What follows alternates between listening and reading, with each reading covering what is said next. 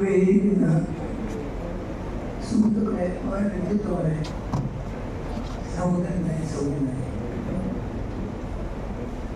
ആദ്യമായി തന്നെ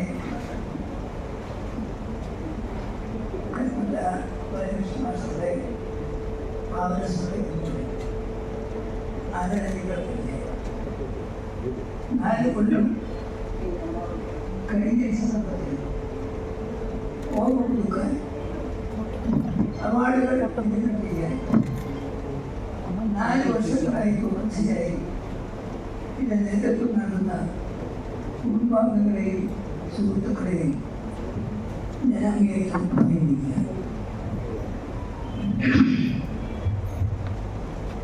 ഞാനിപ്പം ഈ സദസ്സ് വേദിയുമൊക്കെ സദസ്സോടെ സമ്പന്നമാണ്, വേദി വളരെ സൗഹൃദപൂർവമാണ്. പുരസ്കാരം ലഭിക്കുന്നത് അതിലേറെ വേണ്ടപ്പെട്ടവരാണ്. ആനന്ദരത്തിലേക്ക് എന്ത് വേണം എന്നതിലാണ് വരുന്നത്. ഞങ്ങള് 2 എക്സിക്കാരാണെങ്കിൽ യോഗം തുടങ്ങുന്നതിന് മുമ്പ് തന്നെ ഒരു റൂളിംഗ് നടത്തേണ്ട സ്ഥിതി പരിപാടി വിളിച്ചപ്പോൾ ആദ്യം അധ്യക്ഷ പ്രസംഗത്തിനെ വിളിച്ചത് വടക്കുളത്തി പുഷ്പ നടത്തിയിട്ട് വേണം എന്ന റൂളിംഗ് ഞങ്ങൾ ആലോചിച്ച് ഒരുമിച്ച് കൊടുത്തത് തർക്കമില്ല. ഞങ്ങളെ ഏതായാലും സുദീർഘമായ പ്രസംഗം ഞാൻ പറയുന്നില്ല. പ്രസംഗം അനുസ്മരണ പ്രസംഗമൊക്കെ മുഖ്യ ഉദ്ഘാടകൻ ശ്രീ സുധീരൻ പ്രസംഗമായിട്ട് സംസാരിക്കുന്നത് ഞാനൊരു യോഗ നടപടികൾ കൺട്രോൾ ചെയ്യുന്നത് മാത്രം ഞാൻ എങ്കിലും 2 കാര്യങ്ങൾ മാത്രം പറയാം. കൽപ്പറ്റ ബാലകൃഷ്ണൻ തിരുവിതാംകൂറിൽ ജനിച്ച് മലബാറിൽ പുറന്ന് കൊച്ചി താമസമാക്കിയ ഐക്യ കേരളത്തിൻ്റെ ഒരു പ്രതീകമായി മാറിയിരിക്കുക. അദ്ദേഹം തികഞ്ഞ ഗാന്ധിയനെ കേരള ഗാന്ധി എന്നറിയപ്പെടുന്ന കേരളത്തിൻ്റെ സമ്പർക്കവും അദ്ദേഹത്തിലുള്ള അടുപ്പമൊക്കെ സ്വാധീനമൊക്കെ ഉള്ളിൽ കൊണ്ട് ചെറുപ്പം മുതലേ അദ്ദേഹം ഗാന്ധിജിയുമായി ബന്ധപ്പെട്ട പ്രസ്ഥാനങ്ങളിൽ സജീവമായി പ്രവർത്തിച്ചു വന്ന ഒരു പശ്ചാത്തലമാണ് അദ്ദേഹത്തിന്. അതേ കാരണം കൊണ്ട് തന്നെ ഒഴുക്കിനെ നീന്താൻ അദ്ദേഹം ശ്രമിച്ചു. ഗാന്ധിയൻ സിദ്ധാന്തങ്ങൾ മലയാള സാഹിത്യത്തിലുള്ള സ്വാധീനത്തെക്കുറിച്ചെല്ലാം അദ്ദേഹം PhD വാങ്ങി. ഡോക്ടർ സുമാർ അരിക്കോടിൻ്റെ കീഴിൽ ഗവേഷണ പ്രബന്ധം സബ്മിറ്റ് ചെയ്ത് അദ്ദേഹത്തിന് PhD. പിന്നീട് അദ്ദേഹം ഗാന്ധിയൻ സാഹിത്യത്തിൻ്റെ സൗന്ദര്യത്തെ പറ്റിയുള്ള ഒരു പുസ്തകം.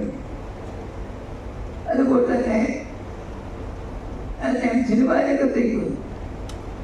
മലമുകളുടെ ദൈവം എന്ന വയനാടിൻ്റെ ജനങ്ങളുടെ കഷ്ടപ്പാടുകളെ വിവരിക്കുന്ന ഒരു ഫിലിം അതിന് കേന്ദ്ര ഗവൺമെൻറ് അവാർഡ് കിട്ടി. തൃശ്ശൂരിൻ്റെ ശില്പിയായ ശക്തി തമ്പുരാനെ പറ്റി ഒരു എടുക്കാനായിട്ട് അദ്ദേഹം ശ്രമിച്ചുവെങ്കിലും അത് വിജയകരമായില്ല എന്നാണ്. നല്ലൊരു പ്രഭാഷകൻ, മികച്ച സാഹിത്യകാരൻ, വിമർശകൻ, അതിനേക്കാൾ ഉപരി നല്ലൊരു അധ്യാപകൻ എന്ന നിലയ്ക്കാണ് അദ്ദേഹം പറയുന്നത്. ഫ്രണ്ട് ആൻഡ് ഫിലോസഫർ എന്ന് പറയുന്നതുപോലെ കുട്ടികൾക്ക് ഏറ്റവും പ്രിയങ്കരനായ ഒരാളായി. ഇവിടെ തന്നെ നോക്കിയാൽ ഒരു കേരള കോളേജാണ് ഇവിടെ. അധികം പേരും അവരുടെ ശിഷ്യന്മാർ വന്നു. അവരുടെ ടീച്ചറും ബാലകൃഷ്ണന്മാരും പ്രവർത്തിച്ച ആളുകളാണ്. ഇവിടെ ഒക്കെ കൂടി അത് തന്നെ കാണിക്കുന്നത്. അദ്ദേഹം കുട്ടികളുമായുള്ള ബന്ധം എത്ര സൗഹൃദപൂർണ്ണമായിരുന്നു എന്നതാണ്.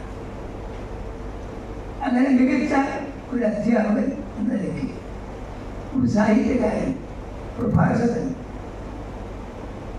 എന്ന നിലയ്ക്കൊക്കെ ബഹുമുഖ പ്രതിഭയായിരിക്കുന്ന ആളാണ് ശ്രീ ഗണപത ബാലകൃഷ്ണൻ. അദ്ദേഹം പലപ്പോഴും വ്യത്യസ്തമായ അഭിപ്രായങ്ങൾ മുഖം നോക്കാതെ പറയുന്ന ആളാണ്. അതുകൊണ്ട് ചിലപ്പോഴൊക്കെ അദ്ദേഹത്തിൻ്റെ അഭിപ്രായങ്ങൾ ഒറ്റപ്പെട്ടതായിട്ടില്ല. പക്ഷെ അതിൽ അദ്ദേഹം ഒരിക്കലും പിന്തിരിഞ്ഞില്ല. ആ ഒറ്റപ്പെട്ട അഭിപ്രായങ്ങളെ അവഗണിക്കാനും പറ്റാത്ത വിധം അത് കരുത്തുറ്റ അഭിപ്രായങ്ങളുള്ളതായിരുന്നു.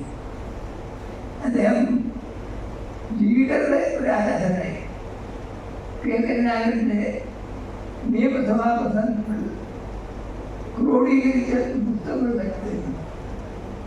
അങ്ങനെ നിരവധി ഒരു കാര്യങ്ങൾ അദ്ദേഹത്തിൻ്റെ സംഭാവനകൾ, അതെല്ലാം സംസാരിക്കാൻ ധാരാളം ആളുകളുണ്ട്. ഞാനതിൽ നിന്നും പറയുന്നു. വിഷനായ മാഷാണ്. മാഷ് ചിരിക്കുന്ന ഒരു സാഹിത്യകാരൻ എന്നത്. സാധാരണ സാഹിത്യകാരന്മാരൊക്കെ അധികം പേരും ചിരിക്കാൻ പഠിക്കുന്നവരാണ്.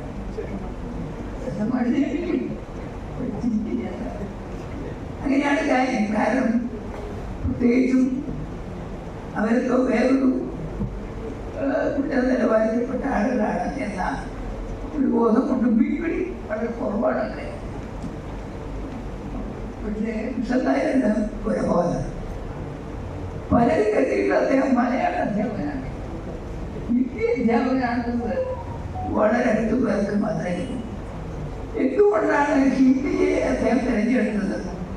ഇടയ്ക്ക് വെച്ച് ഹിന്ദിയെ ഉപേക്ഷിച്ച് മലയാളത്തിൽ മാത്രം കോൺസെൻട്രേറ്റ് ചെയ്ത് എന്നൊക്കെ അദ്ദേഹത്തിന് മാത്രം അറിയാവുന്ന കാര്യങ്ങളാണ്. അദ്ദേഹം ഇതുപോലെ വടക്കേ മലബാറിൽ ജനിച്ച് പ്രസിദ്ധമായ മഹാരാജാസ് കോളേജിൽ വിദ്യാഭ്യാസം നേടി പ്രമുഖരായ അധ്യാപക ശ്രേഷ്ഠൻ ചെയർമാനായിരുന്നു.